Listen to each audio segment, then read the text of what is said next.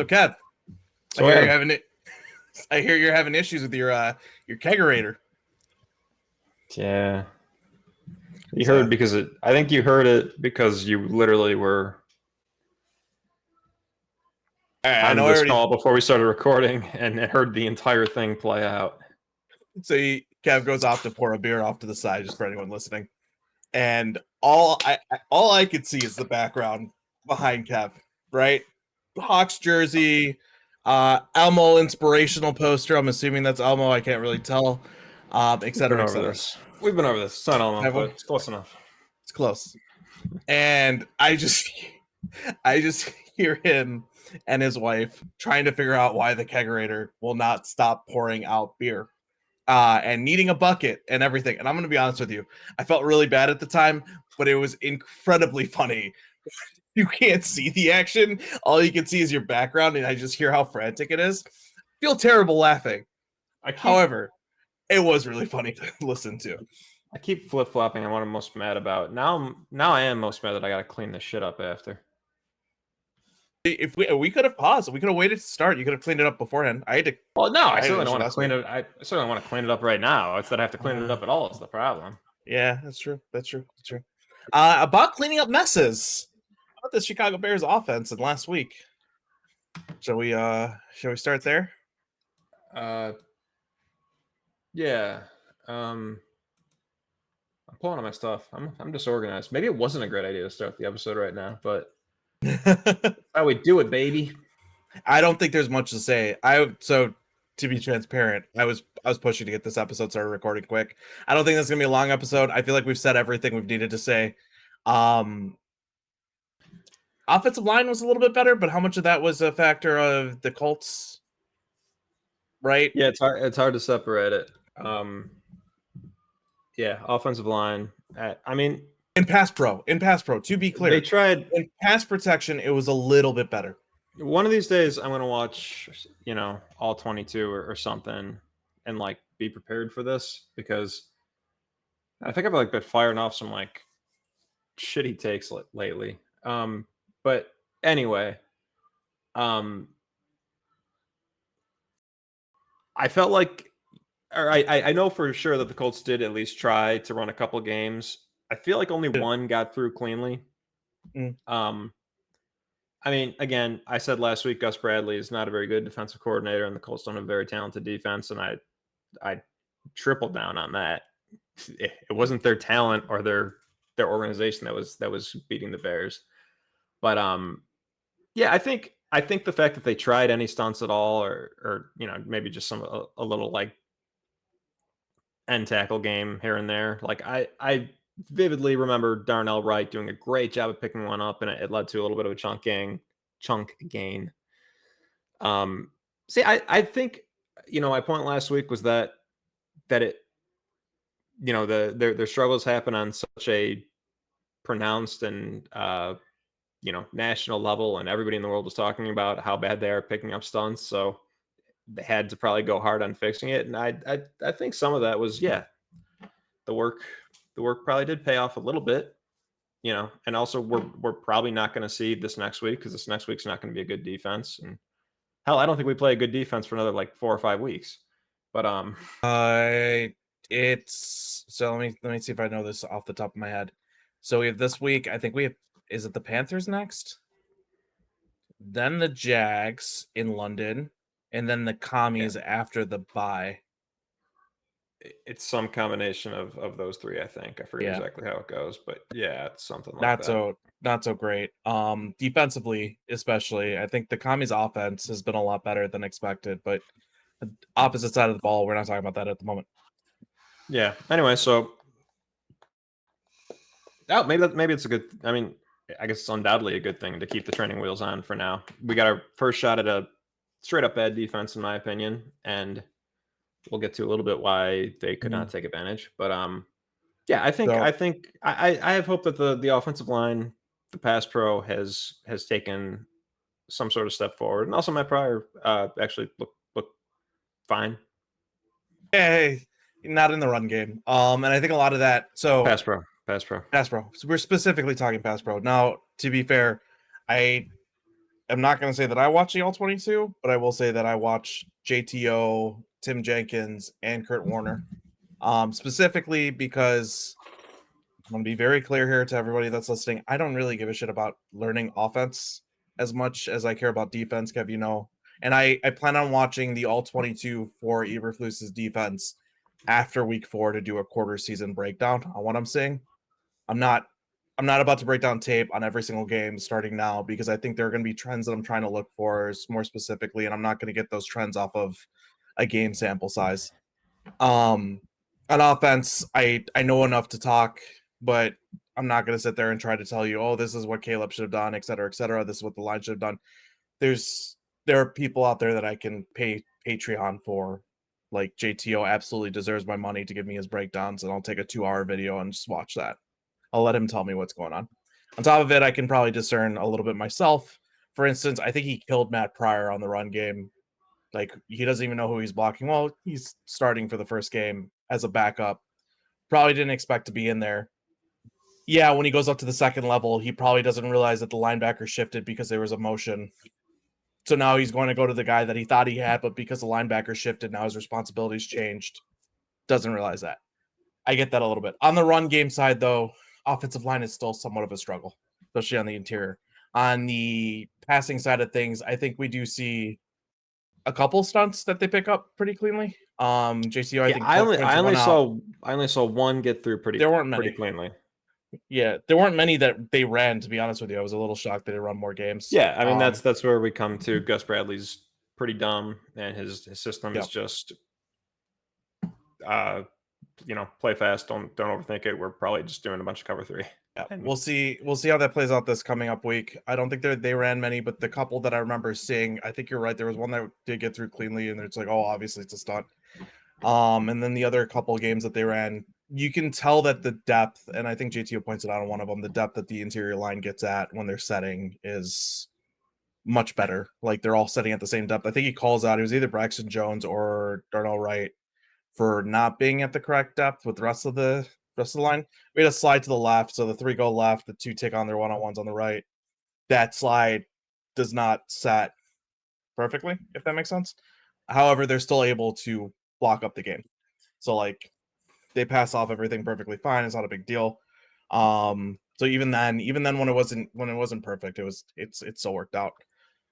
So I will say, because I think there's still a lot of fire going on like Bears Twitter about the offensive line. I agree. I mean, it's still really bad, I think, in the run game. On the pass game, though, we're not getting Caleb killed. I don't think. We didn't get Caleb killed on the last week. Yeah, I mean, to be decided whether that's going to happen. Yeah, we didn't really need to. Yeah. Moving on. All of this, really does have to be taken with the understanding that I do think the Colts may be the worst defense in the league, and I don't know. Did you? It's not. I can't imagine you saw anything that would have led you to believe otherwise. You're probably a little less familiar with the personnel, but you just watched the game featuring them. It wasn't what they were doing to the Bears, really. No, it was what the Bears were doing to themselves. Between penalties, bad, honestly, god awful play calling. My favorite part is when I tweet out. I think I tweeted out speed option at the 2. We're at the 1, mind you. I said at the 2. Speed option at the 2. And then I look on my feed and I have like 3 other smart people tweeted out the same thing. I'm like, oh, let's see what timing was. And we all tweeted it at the same minute. I'm like, let's go. We all saw. You don't run speed option at the 1. Yeah. Coming away from that. But there were other things that killed us offensively. It's an obvious point, and it's obviously if you want to start saying good things to yourself about Waldron, you do then come back and say, yeah, but speed option at the 1. The thing is, I've seen Kellen Moore do it successfully with like Dak and Zeke. It wasn't just that it was a speed option at the 1, and I don't know how to exactly put this because I can't remember the exact, the way things look, but against that look, it was clearly not speed option at the 1. It's also with your offensive line that is not having a very good job blocking up in the run game. Every you're not one creating of them got space. blown off the ball. You know that you've got a running back who's, especially on that play, because I believe it was DeAndre Swift, right, who isn't really being very productive going forward. And you're now talking about, when you're talking about doing speed option at the 1, we're talking about everything's condensed, right? Right. So because everything's condensed, you're bringing the safeties in to help support the run game. Immediately, everybody's in the box. So when you're trying to go speed option, which is going to be a longer what's it called? A play that takes longer to play out, and you're bringing more bodies into the box, and there isn't as much room vertically to spread out bodies, right? Yeah. You're running against you're just bringing more bodies to where you're trying to run that too. And it's not Yeah. it's not I'm it's not a trying. smart move. I'm trying with all my heart to like not be contrarian in any way, but I have seen It's it also the work. personnel usage. It comes back to the person. I don't want to But harp on, because it's so much of this is, I bring it up as like a qualm. I cringe as I see it. But let's come back to the main point. Let's not go off on a tangent. Big thing here is Bears offense probably shot themselves in the foot more than the Colts did anything, right? As you had yeah. mentioned. So um I don't know, man. The game is what it was. We both, went stretches where we were like, I can't pay attention to this anymore. You declared 3 different new fandoms during that game. I was I was having ma- one too. I was a little mad about the game at points, so I did at a certain point just kind of, I didn't hit mute on you, but I mentally muted you. I was no longer going to be talking to you during the game. It's rare that I get that emotional during a game. I feel like I try to keep myself calm, but that game it drove me up one, it, because wa- it was it just was it's hard to describe it it was because it's like, mentally exhausting. So we were efficient. That's the weird thing. On offense, I felt like we were pretty efficient in the past game, yeah. Here's the right? thing. I think I've seen a lot of people say this, and I think I agree, but I'm not sure. Were the Bears clearly the better team? I would think so. I think we should have won that game. I mean, time of possession, yards gained, etc. You take out a couple of stupid plays, Right. right? You get rid of that goal line stand, and you actually don't call 4 run plays in a row, right? I believe it was 4 run plays in a row, including a speed option at the 1, when we can't get shit on the ground. You put the ball in your best player's hands, which right now is Caleb. You do that, and you try to get into your playmakers' hands, which are Rome and DJ. Cole Kmet, even in the red zone, right? It's, somebody said it best. I'm not going to take credit for this. It's not my thing. It's Waldron almost feels like he's trying to, it's almost like Nagy, actually, now that I think about what they said. It's like, I'm gonna get him with this, right? I think it was Sko. Start Kyle Orden on Twitter. I don't know his actual name. I'm gonna keep calling him Sko because Scottcast. I think it was his tweet, which was like, Don't cut that part out. which part We out? don't I'm edit not this. cutting. Don't. We're not Sco's editing. great. He doesn't have a podcast. This is the only podcast. Scottcast. Oh, well, he's a Does Scottcast. not We're gonna have say. a podcast. I bet it's fantastic. I've never listened to it. I bet Me it's neither. I just fantastic. like his Twitter. Yeah. I think he was the one who said it. It feels like, and I'm. This isn't verbatim, paraphrasing. It essentially feels like he's trying to Oh, I have all these weapons. Well, watch me outsmart everyone by using these other weapons instead. They won't see that coming, right? Yeah. And I'm Yeah. like, yeah, essentially, right? You kind of And have it's to earn it. You kind of have to frustrating. earn it. Like that actually works in theory. Like, Yeah, if you're Andy Reid. well, no, what I was going to say is you kind of have to earn it by doing stuff with the weapons that are theoretically good in the first place, Yeah. Like, DJ, I don't think DJ's been bad at all. I would say he's slightly disappointed me due to, some lack of production, not being on the same page with Caleb. But like, A if you want to little. Oh, use I got some DJ, points if you there. want to I use got some DJ points there. as a decoy, you have to throw it to him a couple times first. Like, Yep. hell, maybe the tight end screen to Gerald Everett works because they're all paying attention to DJ, but not if DJ's not getting the ball anyway. Yep. No, I can see what you're saying there. On the note of DJ Moore, I mean, gonna bring in some JTO stuff. Obviously, as everyone feels like he hates DJ. I don't think he hates DJ. I think he's correct when he says DJ's route tree is limited in comparison to most number one wide receivers. I Um, absolutely do not think is correct, but go ahead. that's fair. I do, and this is I think where you and I's opinion on DJ Moore might differ. Um, he does bring out a couple of loafs that DJ has during the game. And he's like, look, I'm not trying to be what is it? Oh wow, why am I blanking on it? Basically like He's not trying to troll Bears he's fans with the same stuff. well, Basically, it was is whatever the basically point like was he there. was he was saying like not trying to be the effort police. That's what he called it. But you be Ah, the effort police and watch these reps. And I'm like, oof. And it's a little frustrating to watch after the little tantrum and stuff like that. But I want to get on DJ. I think he's probably just frustrated with what this offense looks like at the moment. yeah. I want to come back to the sequence at the goal line really quick because, damn, for somebody who wants to get this over with, you sure had a lot to say. I didn't think I did. I haven't been thinking about this game much, I'll be honest with you. Neither have I, but I'll just say, like, I don't know. It's not worth harping on because I think it's just so obvious. But like, honestly, I think speed option at the one is the headline, but it goes so much deeper than that. It's like Yep. you have the number one pick at quarterback who's playing pretty well. Certainly not to the point where you should be afraid to throw it one time out of four. That's probably issue number one. Issue number two is the running back they chose to give the ball to all four times.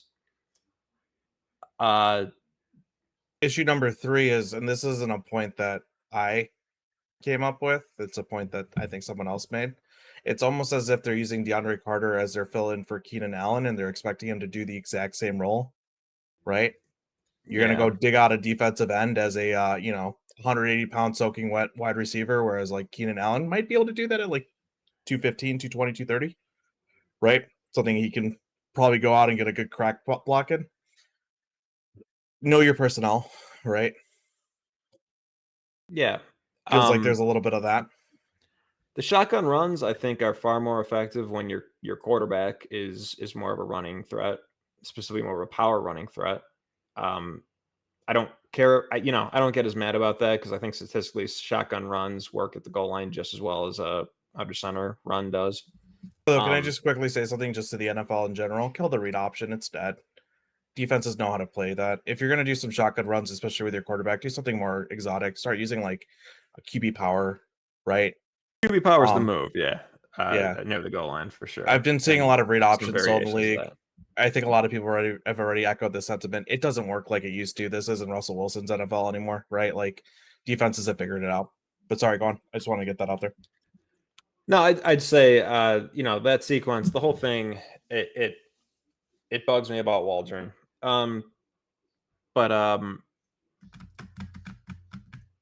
want to get to just really quickly. That's the thing that frustrates me though, is we're able to get to the goal line, and I feel like we've seen a lot of here's this is goal going line stands against us. to And lead it's into like, the point that I wanted you to remind me of, and it's maybe not as novel now as it seemed at the gym, but I'm gonna get to it anyway. But so you sent me a Ben Baldwin tweet yesterday, which was essentially, so everyone agrees the quarterback is playing well, the weapons are all great, and the offensive line, by these grades, is mid at worst. And then he brought out, I think he likes to combine pass block win rate and PFF grades, and it had the Bears, 16 to somewhere between like 16 and 18 in pass blocking, which, like, aside from some disasters, is fine. He didn't say anything about how bad the running back is, so that's an easy answer. I'm sorry. So the question he poses is, if all of running game. this, why are the Bears so bad? And also, running backs theoretically don't matter. And I think anybody who follows Ben Baldwin, or the majority of people who follow Ben Baldwin, would agree running backs don't matter. Until they do. My whole thing is until they do. Right? Saquon matters. But sorry, go on. Well, no, I want your thoughts on it first, because I actually don't know why you sent me that tweet, but it did ultimately kind of lead me to a theory that I'm going to have trouble articulating. But why did you send that to me? What are your opinions on his question? because it's so much more nuanced. Okay, so here's my thing. You know how much I love advanced analytics. You know how much of a nerd I can be. I hate them so deeply this early in the season because of sample size. On top of that, it's a lot more nuanced than how do I put this?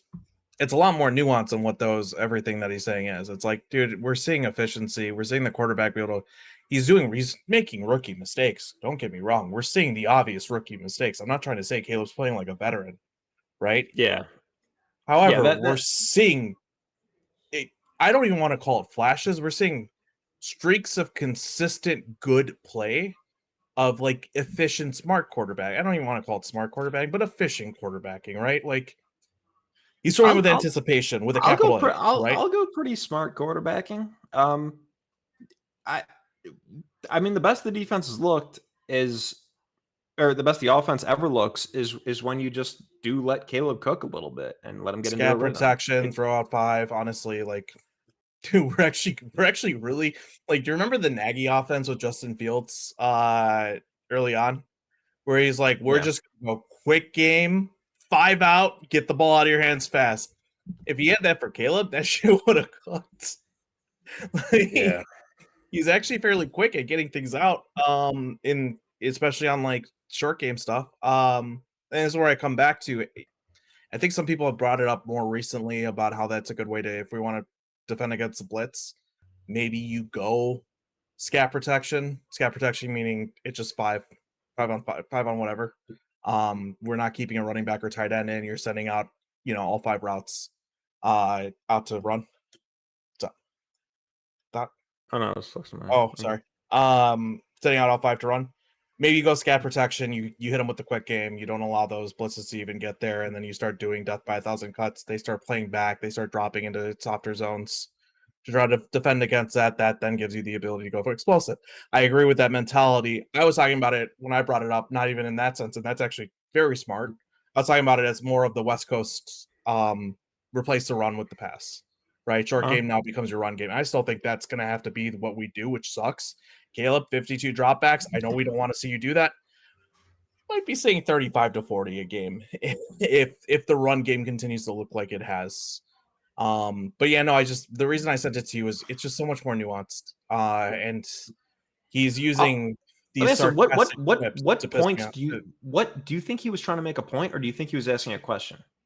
He was trying. No, he's been trying to make a point that Caleb sucks.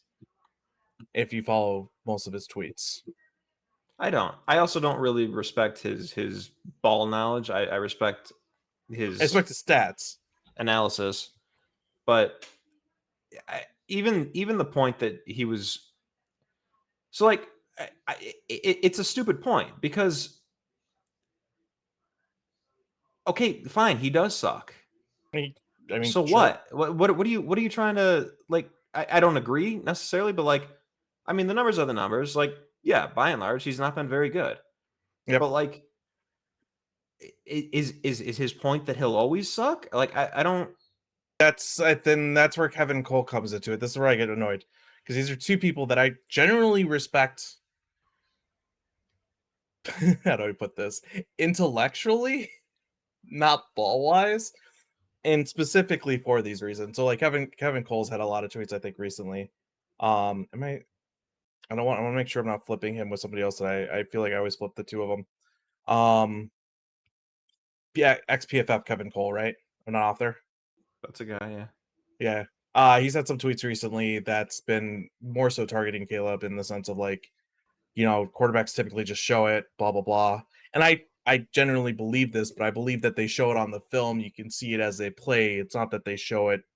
They're not, you know, they're not going to be some godly EPA per dropback number, right? You don't see that off the bat, but you can tell, okay, this guy is proving that he can be a quarterback in the league based off of what you're watching. And I think when you watch the game, I see promising indicators that say Caleb's going to get this. And when he gets this and when the offense gets this is going to look great. But I'm seeing people use statistics on small sample size bullshit to essentially attack the kid 3 weeks into his career. And it's like, my God, guys, like if anybody should know that 3 weeks into a career is not enough to basically tell you jack all. It should be you two. You're smart enough to realize 3 games is not enough of a sample size to really do anything with. Yeah, I guess you're both really making points that I'm like, what are you guys trying to say? Okay, we're getting down a slippery slope because Yeah. if we defend it too hard, I'm not trying to. I know, I agree. buddy. I agree. You said some bad play. We're gonna get into the same stuff that we did with the Justin Fields, and I'm super self-conscious about it. I don't want to get to a point where I'm making too many excuses. I'm gonna let it play out. They could be right. They could be right. They could. It's possible. I don't think so, but it's possible. I got to allow that they could be right, and I will also point out that Kevin Cole. Man, I said I don't really respect Ben Baldwin's ball knowledge, but like he watches football. I'm not convinced Kevin Cole actually likes watching football. He also sounds like he's done some jackassery, personally to some people, but I'm not going to attack somebody on that basis. But it does sound like he likes. Yeah, I'm throwing it out there because it also sounds like he likes to be a contrarian asshole. So if he's got a point that he wants to make to be a contrarian asshole for the engagement, he'll do it. Yeah, I do generally agree though that yeah, if the point is that Caleb hasn't shown it, I had a little bit of that worry the first couple of games. You know, with the caveats that like it seems like he knows what he's looking at, blah blah blah. This third game, I think he showed basically everything. I mean, it's annoying that he keeps missing. I'm not going to say that every throw was good, but I think he showed the full tool. Like Bryce Young never showed anything like that in the way that like you knew that Bryce Young sucked after 3 games because he hadn't shown anything. Caleb showed basically everything. Like he had to be clear, you're saying 2 big time throws in the game. He's shown spots of everything with having spots of not showing things, right? Like obviously he still had his rookie mistakes. Yes. And yeah, I feel like the sense is pretty clear. He has shown everything. Yep. There's been times where he failed to show it, but he has shown all of it. Yep. I agree. In a way that like Bryce Young, somebody who you immediately knew sucked, Zach Wilson, who you immediately knew sucked as soon as their career started. It's not the same. I don't get the same sinking feeling. I mean, it would be a sinking feeling with Caleb. I was kind of happy to see Bryson, especially Zach Wilson, suck so much. But I don't get that. I mean, there's certainly parts of Caleb's game that still worry me a little bit. Like he's not quite as slippery as he probably thinks he is, but he also slipped away and made 2 just absolute cannon off platform throws. Some ankles. He broke a pair of ankles on them. Yeah, so it's like I don't know. I don't want to get too much into it. I know. I was about to say. Here's my point. I thought Ben Baldwin was asking a genuine question because I don't really know his dumb shit. So whatever. And I was thinking about it because it is a good point because I do agree that Caleb Williams has been. How do I say it? So here's what I think. Most plays, Caleb looks good. Here's the word that stuck out to me. See, I'm already being inarticulate about it. But so we talk a lot about Waldron's play sequencing, and it's bad. He's got a bad feel for the game. It seems like, and on top of that, it just seems like he runs on second and long a little too much. Etc. It seems like he calls the wrong play at the wrong time. It's not even just pass run. It's the type of pass. It's the type of run. It always seems wrong. Feels like he gets run happy at the wrong times, and then he gets completely pass happy at the wrong. It's weird. Yeah.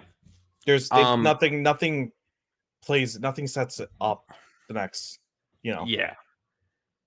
But what I was thinking about is a baseball term more so. And it's called run sequencing. And it explains why a team, maybe a team has like at the end of the season, a plus 60 run differential. And that translates to, 10, 11 games over 10 to 12 games over 500 at the end of the year, let's say. But for some reason, they're like 6 games under 500. It's like, what is going on here? Your run differential is way higher than what you've shown. And often the answer is run sequencing. it's it's kind of what it sounds like, but essentially it means maybe you won 10-0, and when you hit that, finally got that single when there were guys on second and third, it didn't really matter. It didn't improve your chances to win the game. Yep. But when it was 5-4, you're down 5-4, same situation, you made it out. You're hitting 500 in those two situations. You've done nothing to help your team win. And that just is complete luck. It is not an indictment on a player. I don't believe in clutch, really. In sticking with the baseball thing, like, that is just random luck. Like, it sucks. You got the hit in this situation. You didn't get the hit in this situation. But you're still a good hitter if you're hitting 500. I think about that a lot. I was thinking about that a lot in terms of the Bears. It just seems like they always have the exact wrong thing happen exactly when it can't happen. I agree with that idea. However, I do think it does, because Caleb's had some bad play too. Like, let's be clear here. The analytics aren't wrong. Like, when they say his EPA per dropbacks in the negatives, his EPA per dropbacks in the negatives. Sure, I'm not. For the most part, within the three games, Caleb's overall stuff is still not a positive. Yeah. It's a little different than my point. I want to talk a little bit about this idea, though. Yep. So I agree with you. Caleb had one turnover-worthy play according to PFF last week. Yeah, the other one I would have thought two, but fine. Let's say we know what the one obvious one is. The first interception is what they would have charged as a turnover-worthy play. Absolutely can't throw that. Hopefully he learns from that. It's a horrible, horrible play. Yep. It also happened when we were clearly going to score if he had done anything else. Yep. So the reason why I bring that up is I want to come back to your point. It happened there. Want to be clear. I want to bring this up specifically because I want to say my argument against them too is not to say that Caleb's good. You guys are wrong. My argument is to say Caleb's showing flashes of good. You guys are right, but also it's been 3 games into a rookie's career. Maybe pay attention to the body of work independent of results, and also pay attention to, like, what is he like? You had with a rookie, you need to pay attention to what are they showing versus what they're not. A little difference from what you're saying with the sequencing. That's all my point was. I want to move on from it. I want to make sure that doesn't get confused. Your sequencing point. Now let's move on to my thing is my own thing. Yes, it's got nothing to do. I didn't know that Ben Baldwin was trying to make a point. I genuinely started thinking about that question because I think it's interesting. Right. And there's the obvious answers of, like, so DeAndre Swift sucks, but it wouldn't hurt so much if those 0-yard runs came on 2nd and 5. They always come on 1st and 10 or 2nd and 9. Yep. The 3, like, it's almost luck of the draw to an extent. We've also been in, like, the low red zone and have been unable to score, which is a league-wide trend. I'm finding out, by the way. I haven't taken enough of a dig into the statistics. Yeah, that's true. I had a bad feeling when we were in the low red zone because I was aware of that trend. Like, I was like, damn, this is where it suddenly gets so much harder than it used to be. And it used to be really hard too. Yeah. But now it's like so hard. Teams are having a very difficult time scoring in the low red. And we are not an exception of that. And I feel like we continue to find ourselves in the low red and not come away with points or come away with just a field goal, which is also a big issue. And then I agree with you. We have drives that are killed because we go from 1st and 10, 2nd and 9, 3rd and whatever, right? We've also seen a lot of penalties, a lot of false starts. I think just in the Colts game specifically, I don't know if this was something that I've noticed. I did have like a whole rant prepared where I was going to address a lot of this. Like, the false start, it doesn't come on 1st and 10. It comes on 2nd and 3, making this drive dead all of a sudden, more or less. Yeah, it's always at the wrong time. Yeah. Point to a thing that happens badly. The negative 12-yard run. Oh, it just has to happen on 4th and go from the 1. That's an extreme example. It's a joke, but it always seems like every single thing finds a way to put us into the most negative game script possible. That if the same thing happened somewhere else, you might be able to say, okay, we can come back from this. And I think that's where my frustration is, right? Like, where I'm telling you, I'm like, I'm a Bills and Chargers fan from now on. Screw this, right? Is because I want to pull my hair out watching it, dude. Like, it's like, holy cow, we can't. Like, Yeah. it's every drive is killed by some dumb shit. So what I want to say is, unlike the baseball thing, baseball's a very simple game. It's a pitcher hitting, throwing to a batter, and some fielders are there to maybe stop it from falling or maybe not. It's a one-on-one game with some other guys in the background. NFL is super complex. So yeah, a lot of this is, I would say a lot of this comes back to Waldron's, it's a -3-yard run on 2nd and 9 because you called a run for some fucking reason. So it still is a little bit on Waldron. But my theory here is, by and large, it's just bad luck. Like, Caleb can throw that bad interception and it doesn't kill us, but it killed us in that game because of when he threw it and where he threw it. To be clear, the bad interception is not the one to Rome. It's the one to DeAndre Carter off on the flat where he's late to the flat. Yeah. Just, I mean, everyone knows, don't do that. Throw it. Yeah. Throw anything The Rome else. one was actually bad play design. That safety that came over the top should have been cleared out, but instead of running a post, they're running a what's it called, a go. I'm not going to go that far. I still think Rome should have gone up stronger. I also think that the safety wouldn't be there in the first place. I also think that it was pass interference. Fair. The safety should have been cleared out if you're actually creating space. I think the throw was a dime. All I'm saying is, if spacing was considered there with the routes, and it seems to be a trend on a couple of the different plays, if spacing is actually being considered, there would have been a clear out. That route would have been a one-on-one. That's all I'm saying. It's hard to contend with you when I know that you've seen the All-22 via JT O'Sullivan. Like, right. I'm not giving my own point. I can't have a point. I don't know the fucking spacing on the design. I know it was a good throw. I know Rome should. I think I personally expect Rome to go up and catch it. I'm not saying you're wrong. Or at least sell the pass interference better. That's my point. I'm not saying you're wrong. I'm just also saying that there's some bad play design there too. Well, then wait until I'm done being semi-right and then add your thing. All right. I would have given you the right. I would have said you're correct. I totally could see Rome making a play there, but also just it was bad design too. That was the right read by Caleb. I think that's why they didn't give him that turnover-worthy play. The fumble, I'm shocked they didn't give to him. I assume because it was a turnover-worthy play. It was a whiff by the blocker. Was the blocker Komet? I forget. No, I think it was Brax. He got beat outside. I thought it came from the right side. Was it the right? I thought it was the left. We'll have to double check, but it came from the outside. If nothing else, it is another great example of what I'm saying. Bad sequencing. Yep. You could fumble, just not when you're down by 5 at the end of the game, inside your own 20. So please don't fumble usually, but certainly don't do it right then, especially when the defense is tired and the next thing that's going to happen is going to be a 20-yard run. Well, especially when the throw that he's about to let go of is a 20-yard dig route to Rome and would have been an explosive. Which brings us back to one other thing that I want to bring up about the offense, and then I don't want to stray too far from wrapping up my point here. Oh, okay. You want to just wrap it up before I go on to this? Yeah. My point is, even though there are all these variables, and maybe Waldron is to blame here, I think it's a positive because, again, this is all random. This is all luck. It's all a coin flip. That doesn't mean we're due. It doesn't mean there were 75 heads and 25 tails, and now we're going to get 75 heads and 25 tails. But we can expect to get 50 heads and 50 tails. We'll slowly work our way back to the mean.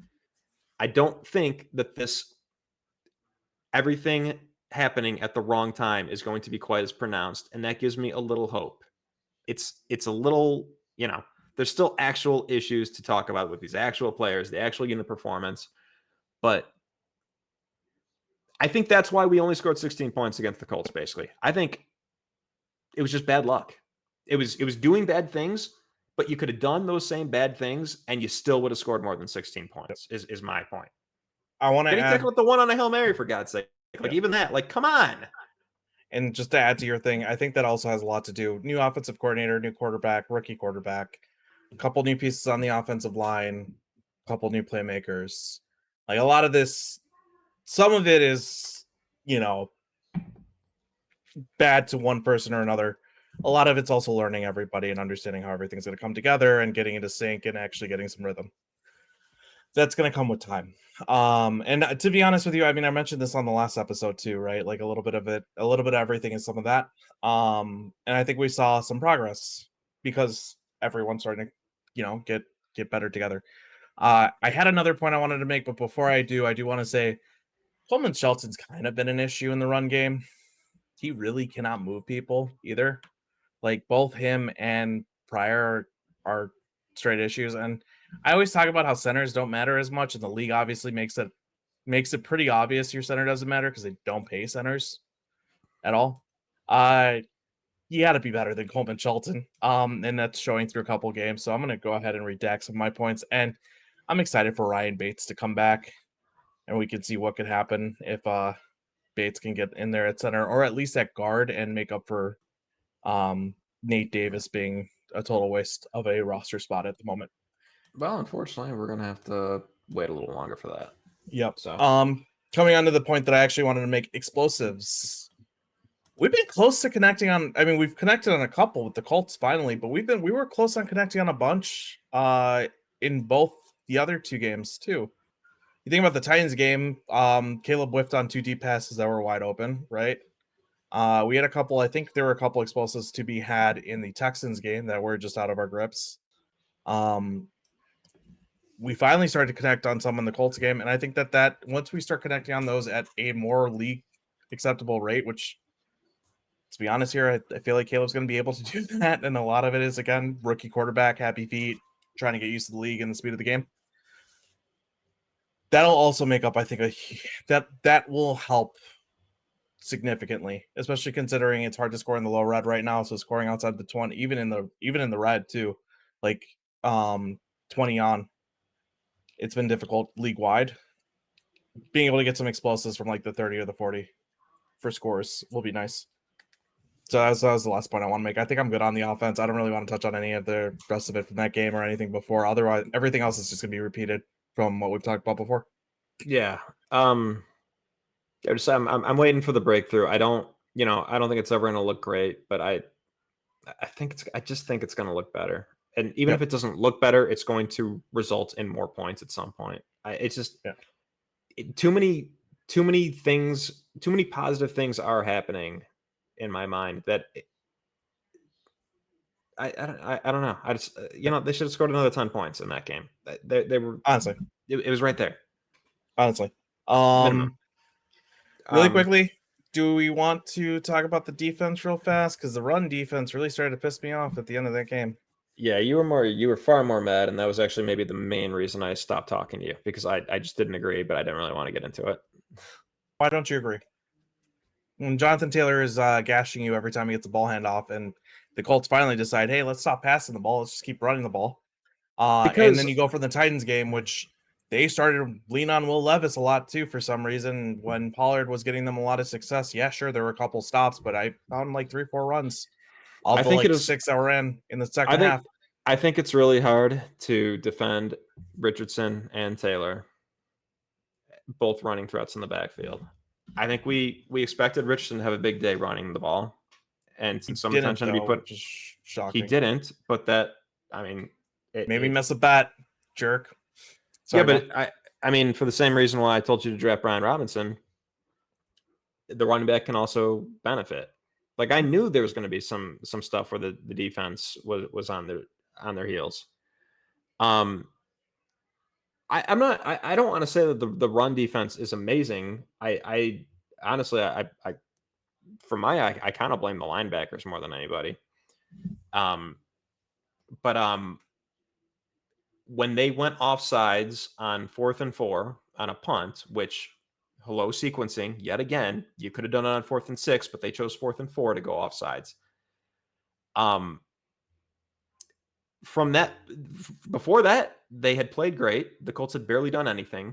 The only reason the Colts even got to 21 points is because Caleb fumbled in near the opposing I'm not trying to kill the defense here. Let me be clear here. I do think we're having some issues stopping the run, and it's. I think there are some issues, and I have a red flag. That's it. I have a red flag. That's it.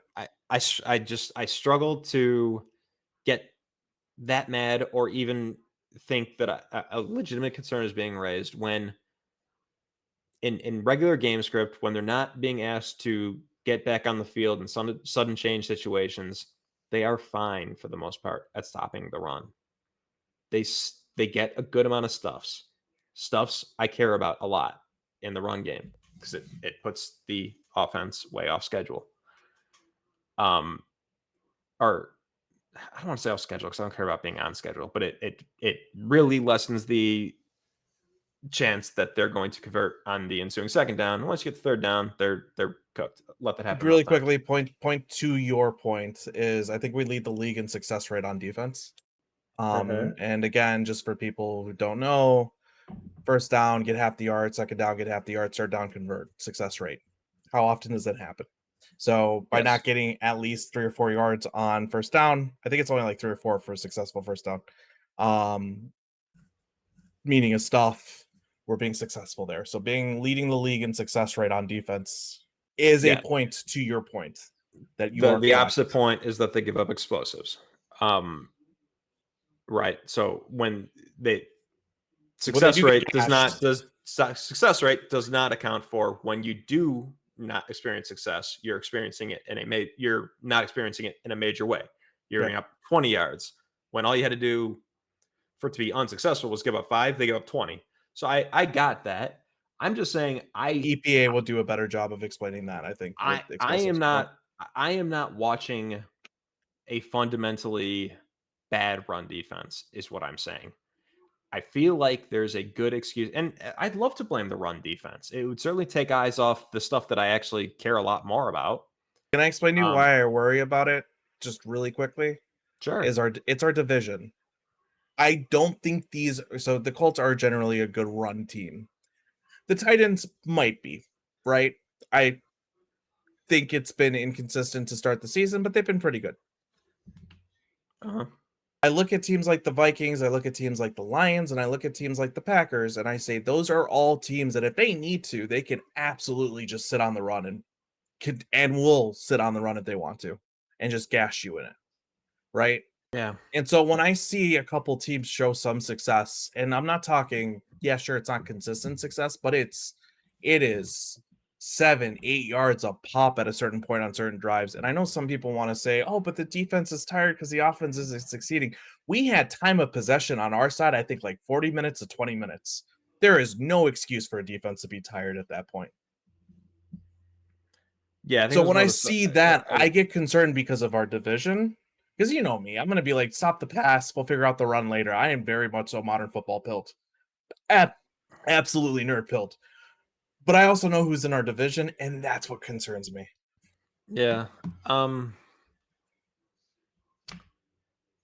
mean, that's right. I guess I'm just not worried about it. Like I just personally think that there's a good excuse for a lot of the things that happened against the Colts.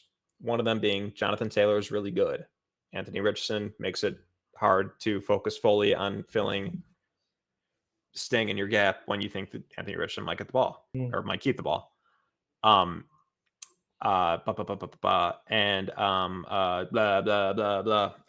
Titans less so, but again, I thought we got so many stuffs against the Titans that it was really just 1.5-ish bad drives. Right, but you also are talking about Tyjae Spears and Tony Pollard, who are typically more so, hey, if we break one, we break one for like 7-8 yards, right? We're gonna be less, how do I put this?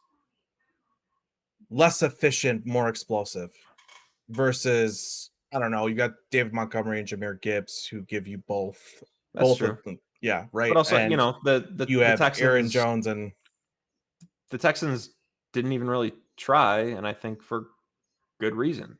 But it's also they weren't very good in the run game the year before, right? They were incredibly inefficient in the run game the year before. They were extremely good and extremely efficient the game before, and then they still didn't even try. And I think that, I guess if nothing else, that tells me that Bobby Slowick is looking and saying, well, running is not the answer on these guys. And potentially, I kind of agree. I still kind of agree. I think, give me a straightforward run game on Sunday. If Kyren Williams, a relatively mid back, in my opinion. Great fantasy back, but mid running back in real life in terms of actually rushing. If he carves us up, I'll change my tune a little bit. But I'm not really worried about the run defense. I can't bring myself to do it. I just think there's a good reason for when they get carved up. And now I don't want to spend too much time on the defense. But we didn't spend any time on it last week, because generally they are fine. Like they're not the reason that we lose. And until we start, experiencing some injuries, knock on wood, they're not going to be. But Andrew Billings was getting his flowers on Twitter last night, and I think he's very important to us, and I think we should say some nice things about Andrew Billings. He's been fantastic. I mean, we both loved the signing at the time, but we didn't see him becoming a pass rusher like this. We thought he just added a lot to beef up that run defense. And he's been more than what we could have expected. I think also Gervon Dexter he stepped up a good bit. Your boy Zach Pickens, he's been injured. Don't call my boy. Call him my hot take. First of all, your hot take's been injured. I just want to throw that out there. So not a good start. There's nothing to defend here because as it turns out, Dexter and Billings are just good pass rushers. The idea was just that it could have been anybody. It might as well be Pickens. Yep. But it turns out it is Dexter and Billings, just like people thought. Sanborn deserves some flowers, though. I'm going to throw this out there to our beat reporters who were trying to insinuate, why aren't we using Sanborn more? Do you guys understand how personnel works? If they're in 11 personnel, I want Sanborn on a wide receiver. No, I'm not taking out. I just bleeped myself, by the way. Did you like that? That's good. I'm not taking out either Stevenson or what's it called? Wow, Kyler Gordon. To have him in there to cover a slot. That's not how things work, guys. There's a reason why the NFL is getting smaller. It's because of how offenses are going. Based on these grades, if they're in 22 personnel, they're in 12 personnel, they're even in 11, I might consider it, right? But in 11, it might get situation dependent in 11. But for the most part, I'm going out there a nickel. Fantastic player, fantastic game. If one of our other linebackers go down, I trust him wholeheartedly to be able to take on their role. I'm looking at these grades right now, and maybe Sanborn's way onto the field is just replacing TJ Edwards. Because damn, Edwards is grading poorly so far. Edwards or Edmonds? Edmonds has been fantastic.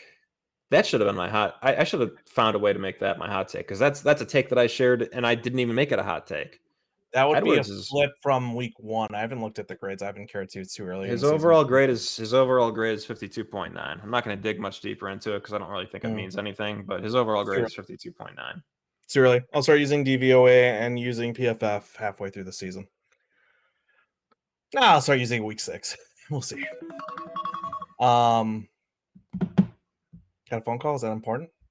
More important than us talking? Anything else you want to touch on defense? Yeah, it's actually the president of the United States, so I think it might be a little more important than a little football talk. Tell Papa Joe I said what's up. Oh no, it was not my president. It's Donald Trump. You can buy that gold watch. You in for the grift? It's so funny. I hate that man, but let's not get political on here. I gotta laugh sometimes. He does some funny shit.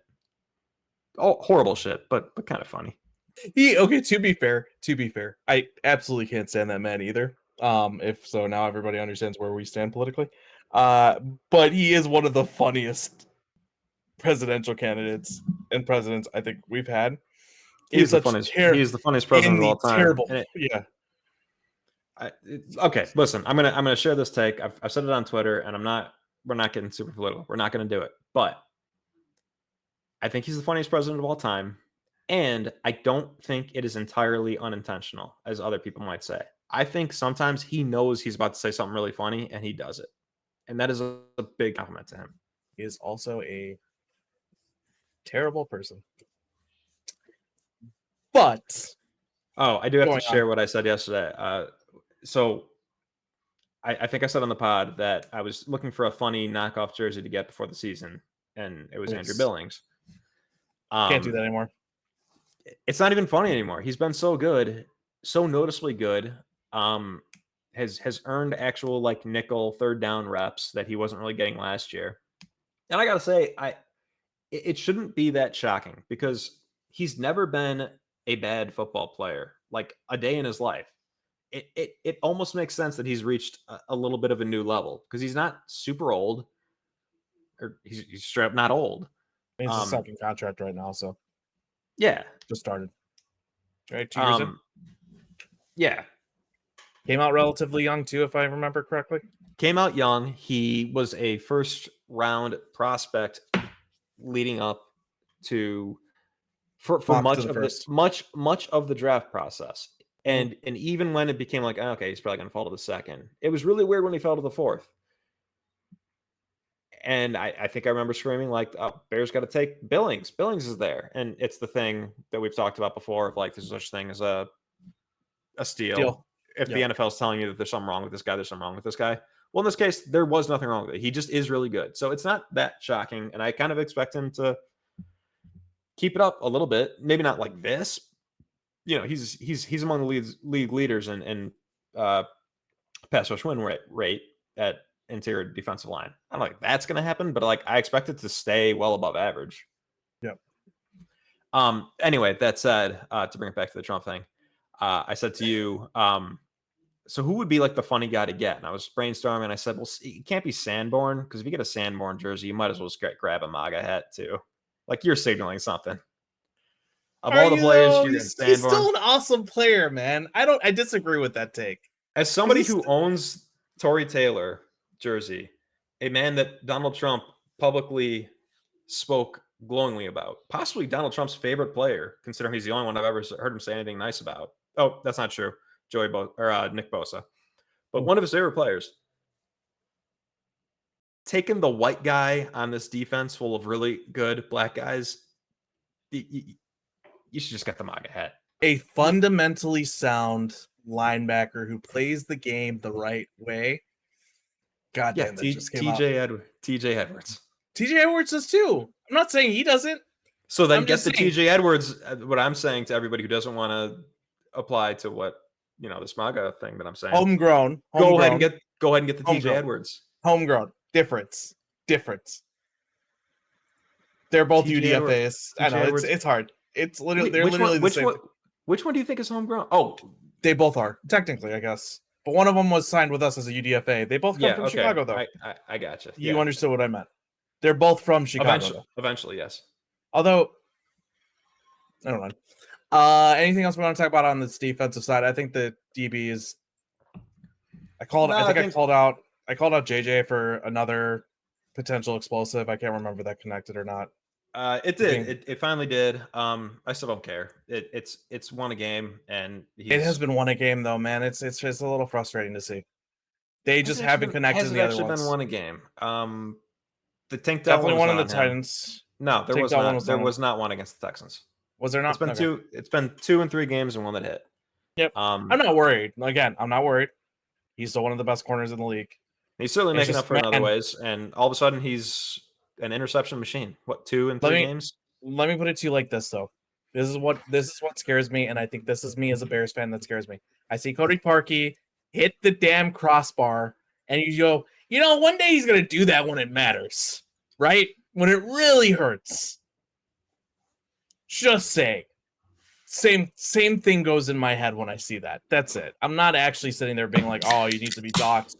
Blah, blah, blah. Oh, he's a bad player. Oh, he's fantastic. It's Jalen Johnson. Deserves every penny of his contract. Wait, you're not saying he needs to be what? Huh? I'm not saying he's a bad player. No. I don't remember. I thought you said I'm not saying he needs to be doxxed, is what I heard. No, docked for it. Do you think we should dox him? We should dox him. I say we put all Jalen Johnson's info online. Okay. He lives in Chicago or thereabouts. You have fun with that. Went to Utah. Tell me if Elon actually bans your account like he did with the JD. We're getting too political on this dossier. because there was doxing information on the links. So yeah, tell me if you get blocked because Remember when there was an account following Elon's plane around? Forgot about that. That was bad. We're not allowed to use like public information about where a plane is. Anyway, moving forward, getting off the politics. I think that's it for this game. I don't think we've got much else. Hey, right? Talking about Elon's only political if you want to make it political. I think I hate that, man. I if you follow me on Twitter, you know this. Anything else on the game? Nah, let's look forward to the next game a little bit. And I gotta say, so I don't got anything to say. I think we've been bad at this. Besides the Titans game, I think we did a decent job on the Titans game. The Texans, I'd say we did a pretty bad job, if only because we forgot to bring up things that did happen. Yeah. And then last week we added it to our tweet. We barely tried, and last week we barely tried, and I tried to squeeze. Last week was more a review. That was. Yeah. I'll say this about the Rams, though. I mean, I don't know. I can't imagine anybody's watching doesn't know about the Rams, but Puka's out. Cooper Kupp is out. Their center and guard are out. Don't care. It's Stafford and McVay. May or may not be out. Don't care. It's Stafford and McVay. No, you care a little bit. You obviously care a little bit. Don't care. It's Stafford and McVay. Of course I care. I care quite a bit. But that doesn't make them easy is what I'm trying to say. It just makes them less hard. Yeah. So the Cardinals beat them by like 30 points in week 2. Then they got I'll be honest, I was all footballed out, so I was paying half attention to afternoon football. But there was not a point in the game where it seemed like the Rams were going to beat the 49ers, the also extremely injured 49ers, until it just suddenly happened at the end of the game. Also, defense that's regressing, I think, year over year, 49ers too. Their defense is not going to give them the ceiling that their defense used to give them because they're just they're very top heavy. I believe Javon Hargrave is now out for the season as well, I believe. McCaffrey, God knows when he's going to come back. I don't know. The 49ers are for 6 weeks from now. But I don't, besides week 1, a valiant effort, I am pretty confident that the Rams suck. We might suck too. And so I think the first matchup worth pointing out is McVay versus Eberflus. That is one of the bigger coaching mismatches you can have. But in terms of shockingly not as bad. Schematically, thank you. Go on, keep going. Yes. I think we have the same thought. Oh no, go. You're gonna do a better job. But like, all right, let's a defensive mind against an offensive mind in terms of just. Oh, I wasn't even gonna go there. Shockingly, not as big of a mismatch when it comes to game time decisions and like in-game coaching management. That for sure. Because as bad as Flus has been, McVay's gotten better, but the Shanahan tree is absolutely ass when it comes to when should we go for it, when should we not, how do we conserve timeouts, etc., etc., etc. If there are things that Flus has not been great at this year, let's be very clear here. He deserves. We need to have some time where we take out time and actually talk about the head coach. We haven't done that yet. We probably should. He's not been great at it. But shockingly, in this matchup, that's not where the coaching advantage is. That's all I wanted to say. Also, I sent you a tweet that I thought was funny. Anyway, go on. I guess just schematically. But no, I want to double back to McVay. I think the reason McVay is maybe the best coach in football, when I used to not think this, is that he is actually, unlike the rest of the Shanahan tree, willing to learn. Like he hired a guy to just listen to in those situations. So like, I don't know how it's gone the first 3 weeks, but he's very reflective in a way that Shanahan is not. Shanahan's just never going to be an aggressive guy on fourth downs and whatnot. It sounds like, at least the puff piece articles or whatever, and a little bit of a podcast I heard saw clips of on Twitter, that McVay really wants to continue to evolve, continue to get better. So, God, maybe slight advantage of McVay in game decisions. Potentially. I could talk a little bit about it schematically if you want me to, specifically because I can give McVay.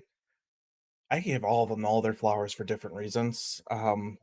The big three, right? LaFleur, McVay, and Shanny, and I do think that like Shanny overshadows LaFleur and McVay when maybe he shouldn't completely, considering how much both of their games have evolved beyond him. I think Right? it's I personally think it's McVay. If for no other reason, McVay adjusts. Like I would not be scared of the 49ers right now quite as much as I would be the Rams, because I, McVay has more clubs in his bag, I feel like. I would agree with that up until what I've seen with LaFleur and what he's able to do with Malik No, Willis. that's true. Well, I And to it be actually fair, comes I beyond. was most talking about Shanny. Yeah, and then it goes beyond what I already think with LaFleur. LaFleur took a lot of Mike McCarthy's offense because of Aaron Rodgers. He was forced to take Mike McCarthy's offense and integrate it into his own. That helped him expand all of his concepts beyond which, like the Shanny tree is typically used to. That's where he gets his wrinkles from. When it comes to McVay, though, McVay has dabbled a lot more into 11 personnel. Like the moment that they switched up and got Stafford, he's like, let's open up this passing game a little bit more. We're not going to be as they still use play action, obviously. Like it's still a big staple, wide zone, etc. Still big staples. He does not move away from the run game either. Like they can be down, and I will still take Kyron Williams. Kyron Williams, right? Am I wrong on their back? Yep, thank you. I just got to Yep. double check names sometimes. I'll still take his rushing attempts over at the half, like I've done before, and he'll clear because you That's know true. that Yeah. he will absolutely he does not give up on the run. He just won't. But it's not just that; it's he's much more diverse on the pass game. He'll go like he again. It comes back to he'll use 11 personnel and let because he trusts Stafford through and through to run the offense through him. Run the offense through Stafford. Whereas Shanny is much more controlling on how, like Brock has the ability to go out and create if he needs to, but that's breaking case of emergency. Whereas with McVay and Stafford, it's very much so a symbiotic relationship between the two, where it's like I trust my quarterback to go out there and make the decision. So now we're going to throw on some real big boy passing concepts, real big boy drop back concepts, et cetera, et cetera. Yeah. And he'll And discern so it all. that's the scary thing, and it does bring me back to what I said about Stroud is, and this is so basic, and I don't want to say it again, but you gotta get pressure on Stafford because he is going to pick them apart.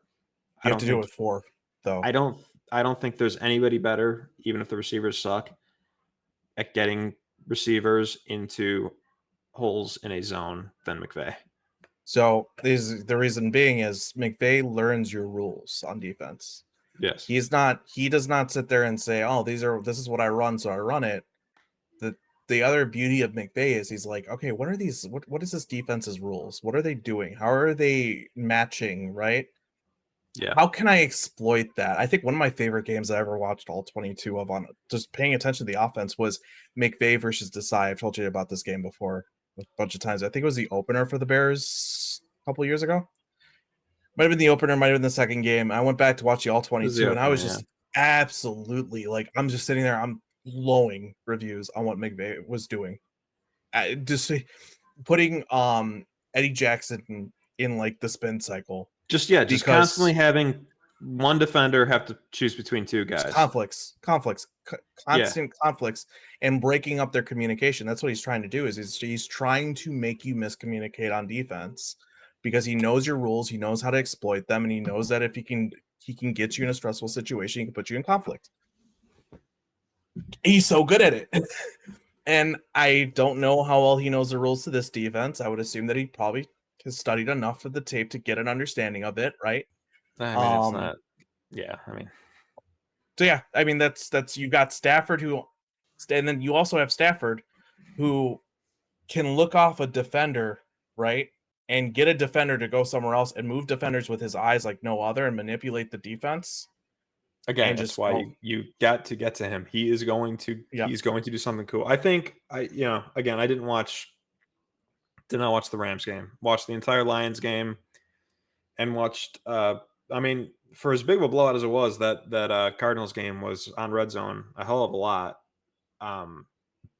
In week 2, I think Stafford has been the second best quarterback in football this year, besides Josh Allen. Just has not lost it at all, and has maybe gained some. Are we excluding how many games do you have to have played to be on this list? Oh, Red okay. Rifle? So Andy Dalton is. Huh? Do I put Dalton over Josh Allen? Yes, I do. Okay, so Dalton 1, Allen 2. That's stupid. I've had so many stupid takes and so many bad bets, and I didn't bet on that. I saw all that coming. I started Deontay Johnson in fantasy, and I want you to knew know I was getting 100 and a touchdown. Yep, I want you to Ugh. know that I put $10 on the Panthers winning that division. Plus 1,700? Are you freaking kidding me? Still probably get close to that right now.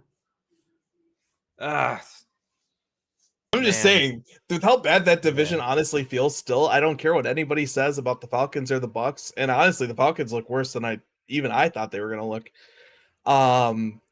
Dude, I'm in for it. Bucks look great in the first 2 games. I don't know how the hell you let the Broncos do what they just did to you. I'm throwing the trash, and I'm picking them against the Eagles. I'll say that much. That's fine. I think the Bucks are probably so good. This is my, like, you know what, throw it out there, plus 1,700, I'll take that. If Andy Dalton's starting, I'm in for it. I'm not trying to say Dalton's a great quarterback. I'm sure it's going to regress a little bit. But they have pieces. That's the thing, is they've had pieces. That offense was built for Bryce to have some kind of success, and he didn't. So, like, throwing Dalton in there, and I'm fine with it. Like, at that point, I don't know. Sorry. Bringing it back. No, damn, I'm trying to decide if I like that bet. I mean, by nature, like, no, it's not going to hit. That's why it's plus 1,700. But, like, Yep. Is that? It's still early enough in the season. I just paid $10. I just paid $10 for a bumper sticker for my new car. Cool. And that's a way worse use of money. Sticker did you get? It was custom. It's all lower. It's all lowercase in the way that I like to write things. And it says, "Keep honking, comma, I'm stupid." Okay, I like that. That's fair. I like that. Sorry. Go to honk, I'm stupid. Let's bring it back to the game. My point being, I didn't bring that up out of nowhere. That's a way worse use of $10 than betting on Andy Dalton. Because Andy Dalton's never done. He's played 2 games as a Panther, and he's been great in both. And I saw this coming. No, he started against the Seahawks last year. They lost 37-27. He passed for over 300 yards. Honestly, looked good in the game that we played. The second game we played with him, was it the Bengals? I believe it was against the Bengals.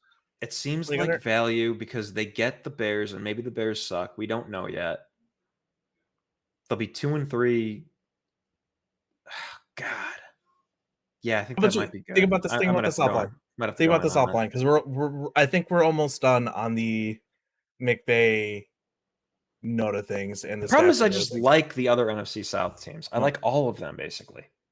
So let's talk schematic on the Bears side. I mean, I'm not going to get too deep into detail. I haven't watched the film yet. I know that we're being much more varied on our coverages. It seems like we're even more varied on our pressure packages too, which is a very surprising nice, because last year we were varied on our coverages. I could have told you that already, right? I think we call this a cover 2 defense. I laugh and scoff, and I'm like, you guys are being way too generic about shit. No defense is one thing anymore in the NFL. If it is, it's dead, right? It's probably bad. Although, I still think it's fair to call us a cover 2 defense, just so people understand the type of thing that we do. But, like, I mean, it's barely the correct thing to begin with. Yeah, I understand, but to say it, to understand that it came from the Lovey Dundee Tampa tree. 2. Call it a Tampa 2 if you want to say where it came from and what's it called, sure. Right? Yeah. Because it is a little bit, it's a pseudo middle field close because you have somebody playing the hole and running the hole. I've never totally cared about that difference, but fine. Yeah. It's huge when you're talking about, like, it. Blowing up digs and stuff like that. It kind of depends. I don't know. I get it, but it also kind of depends who your middle line. So if I'm running like a divide concept, right? I get it. Yeah. Okay. There's other things too, not just that, but that's like one quick example. If you're running a divide, that's going to be open against a cover 2, whereas But if you want to call us anything, you call us a cover 3 defense and you can call us quarters defense because that's what we run more than cover 2. we do run quarters quite a bit. I think a lot of teams are running quarters quite a bit. Can't wait till we talk about Vikings. Oh, Flores. Oh my god. I need to watch some film. That's I'm weird. excited When to I watch play some on Vikings when game. I play NCAA, this has nothing to do with it. But I Mhm. always run cover 3 or cover 4 unless I'm going crazy. Send some sort of blitz package. I'm going 3 or 4. Mm. So So you I think run it just like most NFL. well, I think NCAA defenses. instinctively, I've gotten there on my own. Like these are the defenses that work. These are the things that can stop the run if they decide to take advantage of the light box.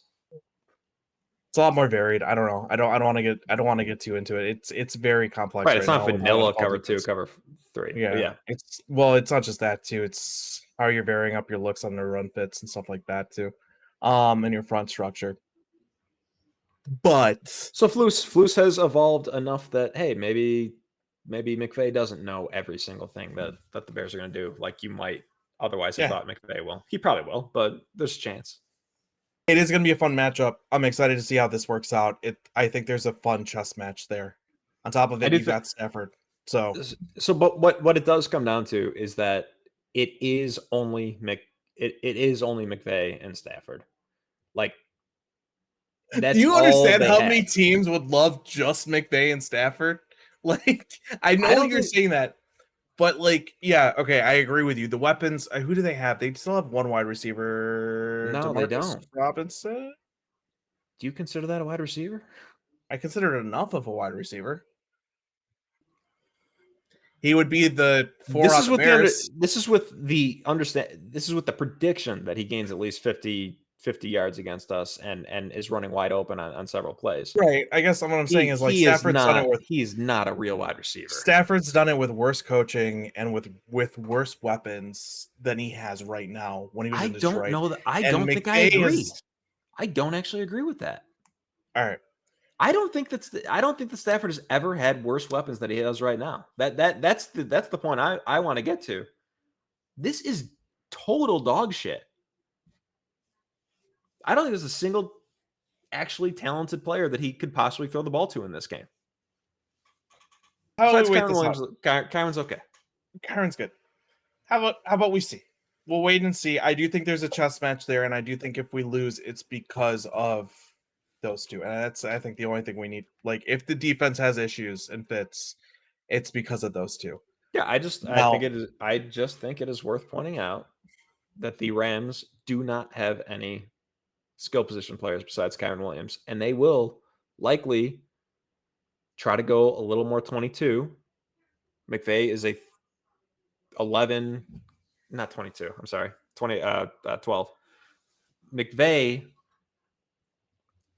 goes 11 more a than lot more. basically any coach in the league. He went 12 a lot against the 49ers. I know that. They're probably going to try to run it a lot. So if I'm correct that the Bears' run defense is not as big of an issue as I think it is, I think we're probably going to be fine. Besides the stray, Stafford being Stafford.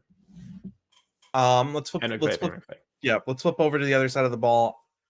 My only take, really quickly, just to wrap up that side of the ball before we flip. Actually, my only take is if we lose the chess match, I don't care who the weapons are. We lost the chess match. McVay will get it done. Let's see if we don't lose that chess match. That's my only point. If we do have issues and fits, it's because McVay figured something out with our rules by the fourth quarter, and he takes advantage of it. Yes, I do. I honestly I can't possibly disagree with that.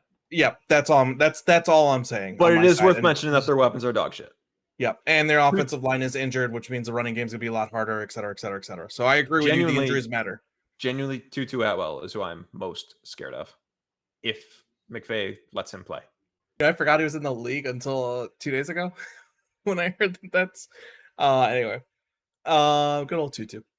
Coming back to it, let's go switching sides of the ball. This is what the 30th ranked defense in like basically every metric. I Yeah, they don't. stink. How are our FSU boys doing over there?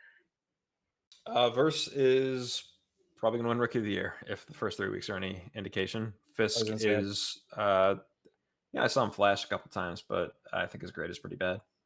throw out there, criminally underrated. I don't like the fact that Verse fell like so much further down boards than everybody else. Verse felt when- he felt boring, but almost that he got picked apart because he got picked apart like a quarterback that stayed 1 year too long or something. It's like, yeah, no, the sum of this is still really good. I didn't understand why he wasn't like edge one. I would have been fine with him being up there with Dallas Turner, but we've had these I discussions during the draft. Yeah, I would have had him at edge one. I liked all three just fine. But yeah, Yep. I mean, they all should have gone higher than they did, and Oh, well, 1000%. I mean, just by default, Bo Nix should have gone 3 rounds later, and therefore Oh, I everybody don't should have know. gone at least one spot higher. Right now, We're people not. are talking about Bo Nix like he's a real NFL quarterback because he had one really good game. One really good game. Really good game. If you want to talk to me about someone who had a good game that might come close to changing my opinion, that is not the rookie quarterback that we're going to be talking about. Yeah, it's Jaden. Not that. Let's give it like 6 more weeks. I want to see it We're not happen. there yet either, But but yeah, I can't say that it's not on the table, at least. I will say that I think I've missed. He's a lot better at quick game and screen game than I probably gave him credit for. To be able to, for coaching, to be able to mitigate some of his other issues. So I do want to say that was probably a glaring hole that I had on his eval. Coming back to it, we're talking about like the 30th ranked, 31st ranked defense on like basically everything. This has to be the breakout game, right? Like they got I still don't want to put that I don't want to put that pressure on them, but so I think the headline is we're going to give Roshan's basically the starter is what it seems like.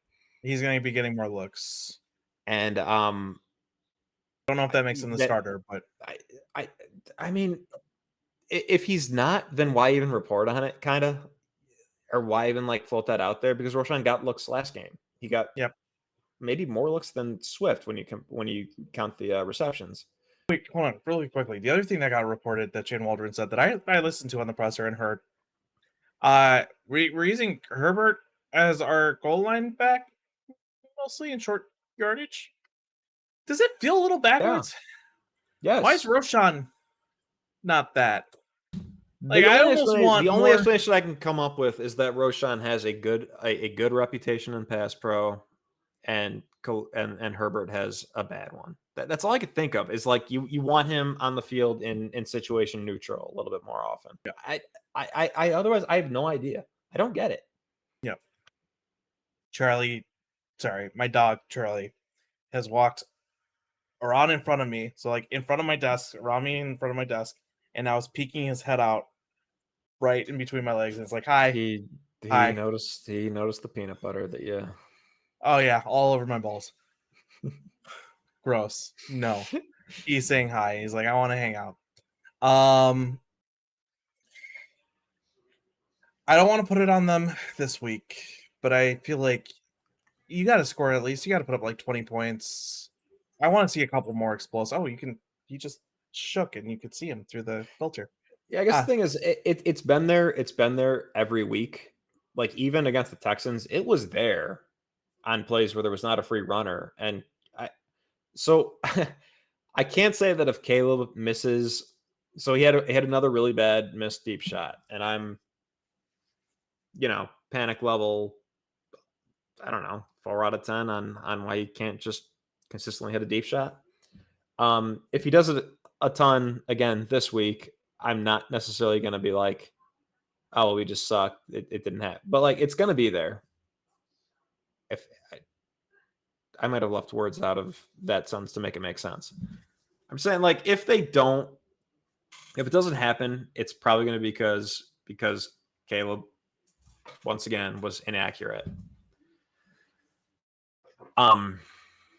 And I don't think that this game, if he is inaccurate, will make me think that he's going to be inaccurate the rest of his career. I guess is what I'm saying. Yeah, we'll see. I think this is a breakout, but we said that about the Colts too. It's really hard to figure things out here. I feel like if we can't get success on the run game in this game, it's gonna be a long season. It's the other thing that I want to say, like considering the So Rams defense. it's too early to know what Chris Shula is as a defensive coordinator, so I can't really speak to it yet. All right. So they are 30th in rush EPA per rush attempt. They give up 5-point run yards per play on rushing, right? On EPA per pass, they are 31st at 0.34. They're giving up 9 yards per pass. And then obviously total EPA per play at the moment, they are 31st. Here's the thing. So their run defense is really bad, right? Mhm. They had to deal with the Lions, and a lot of that was the Lions just bodying them in overtime to the tune of, I think, 75 yards. I think 75 rushing yards in overtime, if I recall correctly. After Ben Johnson decided not to run at all and almost gave the game away because he's like, "Oh, look at my shiny new weapon." Sorry, the Cardinals who almost lost the bet because of that. The Cardinals who generally run it well, and then the 49ers who will run it well no matter who is blocking or running. So something to consider. Yeah, no, I'd agree. Strength of schedule matters significantly, especially in these early games where it's hard to tell who's good and who's not, right? I think the Bears. I'm looking at this list of defensive players, and besides the fact that both edges are pretty above average, they're not Will Anderson and Danielle Hunter, but they can cause some trouble. And Kobe Turner, who has, he's been a stud this year. No, he's not. He's his grade is 52. Yeah, but his pass rush win rate, I think, is pretty high. Is it not? You're looking at the total grade. I don't know how he's been on the run defense. I got to go shorthand on this. You could be right. But I do think, the missing Aaron Donald is something that I started kind of considering for Kobe Turner. And I don't know. I guess maybe I don't have a point if you're right about the win rate thing. I'm pretty sure his pass rush win rate was still up there. I think in the graphic that I sent you, he was right up there with Billings. But I'll say this: the back seven is an absolute disaster. Double team rate at 7.7%, so 70%. Win rate is up there with Jalen Carter. Not up there with Billings, so he's at like 0.15, almost 0.14. Okay, still good. So pretty good, yeah. Okay, yeah, he's still lower than Dexter and Billings, though. Like 5%, 6% lower than Billings. So this grade is artificially, or maybe it's probably from the run game, but it's due to the run game, and I just gave the reasons that maybe the run game's not that bad. Yep, his double team rate's quite high. The front four is quite talented. The back seven is dog shit. Tre'Davious White, I liked the signing. He looks absolutely washed. I fully expect him to somehow get 2 picks using veteran savvy against Caleb Williams, but they're without their second best corner. He's also on IR. Darius Williams. Without their free safety, John Johnson, who I loved when he was 5-6 years younger, but also he's gone anyway. Cameron Kitchens, who I believe runs a 4.840, something like that. The rookie safety is now their free safety. They're out of Miami. All they have to do is block. Yeah, all they have to do is block a little bit, and stuff should be there. I don't. I'm gonna make prediction because that's the natural way to do things. All they have to do is what? Say that again. I completely forget what I said. They have to block. Can they block? Block just a little bit, which is what leads me to, I'm gonna have to make prediction. I will make a prediction. I don't know. Like this is a stay away ass game unless the Bears are favored. I mean, take the underdog. Just take the underdog money line would be my advice. I told you that I do an NFC North teaser every week. What is my last week? My last week I did all against the spreads. I mean, I did a couple different ones actually for the NFC stuff, but the initial ones were all I was betting on the spreads. And it hit the over. I'm assuming. On this, I took the over. I took the over on all the NFC games, and I took a 7-point teaser. So I bought 7 on each of them. There's 6 points. I took the 6-point teaser on each of them. I just took the over because I think that puts us at like 33. I'm like, come on, we could get 20 to 13. I have my phone because I'm currently putting some money in my DraftKings account. This is not my prediction, but the Rams are plus 124. I'm not ignoring that. This game is too close for either team to be plus anything. Yeah, I would agree. If I had to make a prediction, I think this is an offensive get-right game for the Bears. Oh, you went. That was very super fans. I don't think that was on purpose, was it? What? You know, super fans? No. The Bears. Oh, the Bears. Yeah. Sorry, I know You what went you very asked. super fans there. Did I? I did not mean to. That was on accident. The Bears 100. This is gonna be another. I can't do it if I'm forcing it. Anyway, I probably like if I had to guess 21-17. It's gonna be a barn burner, boys. Which means the Bears cover the spread too, because I think the spread's at 3. I'm trying to. I feel like we always overlook a matchup and don't mention it, and it makes.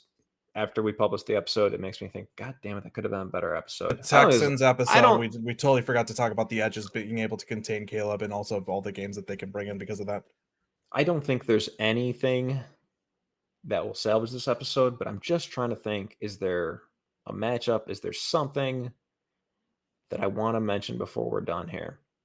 I mean, I do think we're ignoring, because now that we've talked it through a little bit, even with how bad their defense is, that defensive line has got some guys that can play.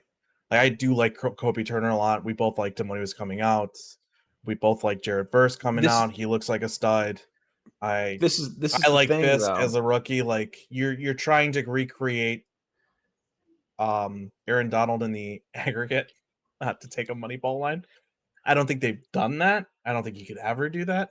However, they've come pretty damn close to still having a pretty good front. And considering how bad our offensive line is shown it can be, with some, honestly, I think the Titans game wasn't that bad. I think the Colts game wasn't that bad.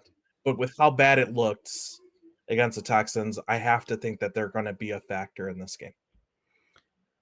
Man, here's the thing. So the Rams are going to find ways to get points. I think the Bears are going to shut down the run game pretty well. I don't think there's going to be many explosives out of Kyren Williams. I don't think McVay's going to abandon the run, as you said. And I think that's going to be to their detriment a little bit.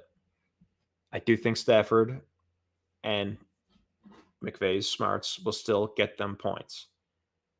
I think that number is probably something like 20 points. It's all on the Bears' ability to block, I think. And man, do I want to do it for the first time? I don't think they can block. I mean, they can, but like this defensive line is better than these grades say. I mean, I like that the it's going to be coming off the edge, but I also don't know Shula. I don't know Shula that well. So I guess I reserve the right to change my mind. But I'm gonna go with my money line bet. I'm gonna say 20-17 Rams. I respect that. I was absolutely not expecting you to say that going in, but I'm thinking about the way that things have been going, and it absolutely could be an explosive. I could be looking like a fool when the Bears win 34-13. That's totally on the table. I don't disagree with you. I think the Rams, with their major coaching advantage, their major quarterback advantage, is just enough, and it makes me sick. But at least I'll be less sick watching the game because at least I'll be able to say I expected it. I don't disagree with you. I choose to live in optimism at the moment, and I also choose not to accept what the narrative is going to be if the Bears fall to 1-3. So I don't want to think about it. I'm going to be very clear here. I don't want to think about it. You might want to stay away from messaging me on Sunday. Oh, you're gonna be at the a game bachelor plays out. party, and I'm pretty happy about that Oh, because great! I forgot. Oh, I have to go axe throwing, man. the only It's gonna time be fun. I really only want to talk to you during a Bears game if things are going really well, and well, I'll message you if things are going really well. To Otherwise, be clear, enjoy throwing them axes. probably the same for you. I think we both take games very differently. Um, it's funny because we do and we don't. I think we We swap switch roles. personalities sometimes. Yeah. Yeah, Sometimes I'm like, you know what? This is all like you get mad when it's already clear that they suck. Like you got really mad during the Chiefs game last year. And I was like, I don't know. Look, there's Taylor Swift. I don't care. And you were like really it's mad. I need more evidence, and then once I get enough, you're already at a point where it's like, well, it sucks. Yeah. So Yeah. I don't know. I think I'm not, fool me once, twice, blah, blah, shame on me. I'm not going to predict the offensive breakout because I thought it was coming to some extent last week and it didn't happen. And again, I think I truly 363 yards. I truly believe what I meant about luck-based sequencing. And I think we're not due, but I think regression to the middle is bound to happen. But without knowing enough about Chris Shula, the defensive coordinator, I'm just not going to predict it. That's why I'm So, sticking. That's why I'm sticking to the stats that they've given us already. I'm just gonna go based off of the fact that they haven't had a lot of success stopping it. Granted, they've gone up against some good offenses, which is a good point that you've made. Until I see it, I'm gonna stick with it and just assume that this might just be a poorly coached team, and coaching matters a lot. We'll find out on the defensive side of the ball. We'll I'm find gonna say out. I could be completely wrong. Yeah, I'm gonna But I say do like this the really. personnel on the line. I'm gonna say this really quick. If the announcement was that Khalil Herbert was going to start getting a ton of carries instead of Roshan Johnson, it would have swung me over to like 23-20. Yeah, I can see that. I know that's silly, but like we're just picking like we're gonna run the ball better. By default, we're going to run the ball better. I just don't trust us to run it better enough with Roshan. I think we picked the wrong back again. What did he do? I want to know what Khalil Herbert did to be in the doghouse like he is. And like people will be like, well, he's not doing that much when he gets the ball. Yeah, he's not getting into rhythm, bro. Like, yeah, you're also using him as a short yardage back, and that's not really what he is. he's not. He's not at all what he is. He's more like a Pollard than he is a freaking Monty. Sorry, frustration. No, that's a anything? good way to cap the episode. Just a deep sigh. Maybe things will go better than I think they will. Well, this has been a calmer, low energy episode of Virginia's DMs. I'm Adam. That's Kevin. Bye.